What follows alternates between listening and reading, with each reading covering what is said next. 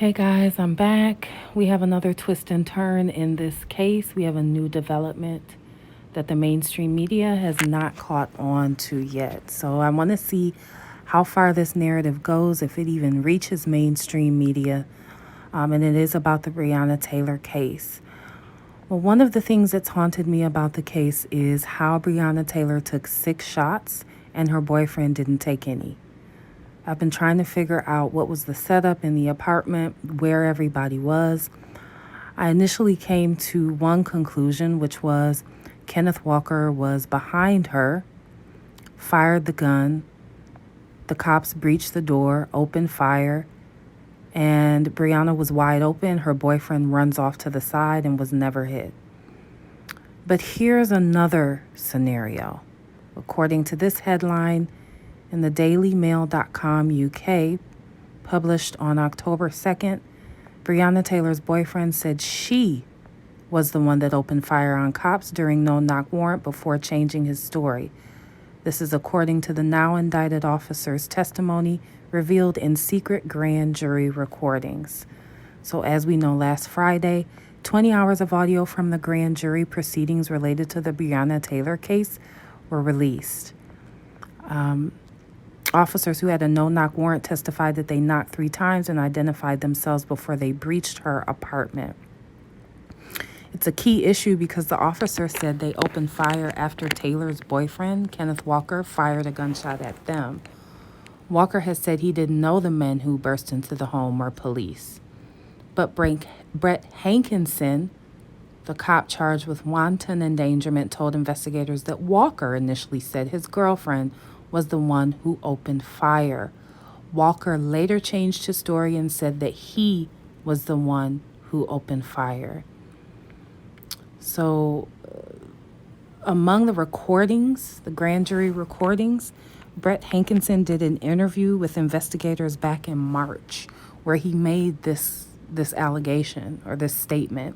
So it's not like he's just now saying it. As we all know, Breonna Taylor was executed or murdered March 13th. And Officer Hankinson made this statement back in March. Hankinson told investigators in an interview heard by the grand jury that Taylor's boyfriend, Kenneth Walker, had told him she was the one who shot at us. Walker later said that he was the one who opened fire. One of Taylor's neighbors also told investigators that police had told her that some drug-dealing girl shot an officer. Officers had a no-knock warrant to search Taylor's apartment for drugs in relation to her ex-boyfriend the night she was killed. No drugs were ever found in her apartment. So do the police lie? Yes. Were they designed to protect us? No. If the police end up protecting and serving Black people, I believe that we're lucky. If they do that, we're having good luck that day. We really, really are. However, we have to explore all options because it doesn't make sense that she was shot that many times and her boyfriend wasn't even grazed, not even with shrapnel. That does not make any sense. Does it make sense that if Breonna Taylor was the one discharging the gun at the cops, that would be the reason why she was shot 6 times? Absolutely. Is that true? We don't know. Probably not. These cops say anything a lot of times.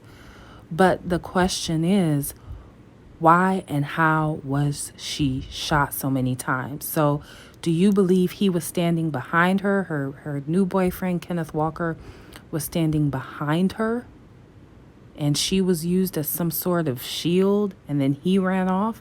Or do you believe there's a possibility that it happened according to this narrative in this headline? So I say that to say that either way, Breonna Taylor was not protected, not even by the Black man that loved her. Now, we know what to expect sometimes from the police. There is a problem. Okay, I get that. But we have to be able to rely on each other as a people to protect each other, especially we have to have men protect us as women. So even if he was standing behind her shooting and ran off and she took 6 bullets, he dropped the ball immensely. Immensely. Now, I'm not blaming him, but last time I checked, if you're trying to protect the household and you have a gun, you get in front of the women and children. I mean, that's just last time I checked. Another thing that I thought was interesting in this article is, how they issued this no-knock warrant. So it says here that the officers told investigators they were banging on Breonna Taylor's door from 30 to 90 seconds before using a battering ram to enter her apartment. They said they announced. I do not believe they announced. It says here, we knocked on the door, said police, waited about 10 to 15 seconds, knocked again, and then the third time it had already been 45 seconds, if not a minute, and then they finally said, let's go, let's breach it. The cops claimed that they knocked so loud and so long that a neighbor came out during that time and yelled at Officer Hankinson to leave Taylor alone.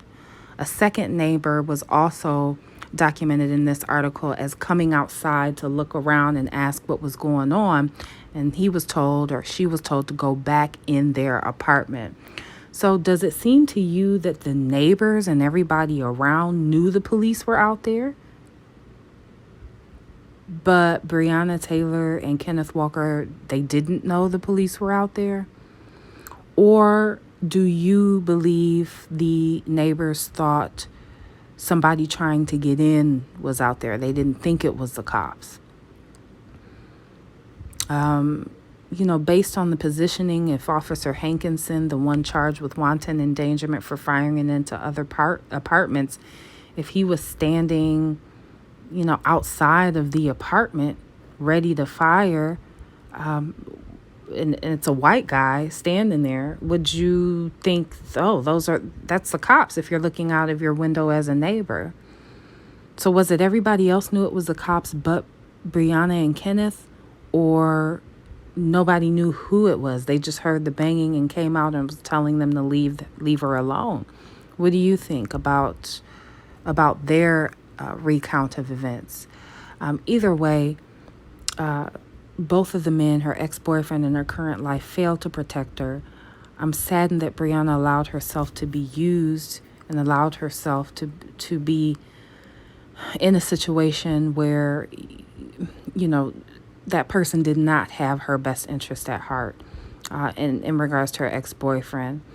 I also just need opinions and logical explanations as to how she got 6 times. Yes, the cops were reckless with this raid, extremely reckless. We know, we're clear on how they get down. But if we don't have anybody else to protect us, we need to be protected by our men. And it enrages me that she was failed both times by her ex-boyfriend and her new boyfriend.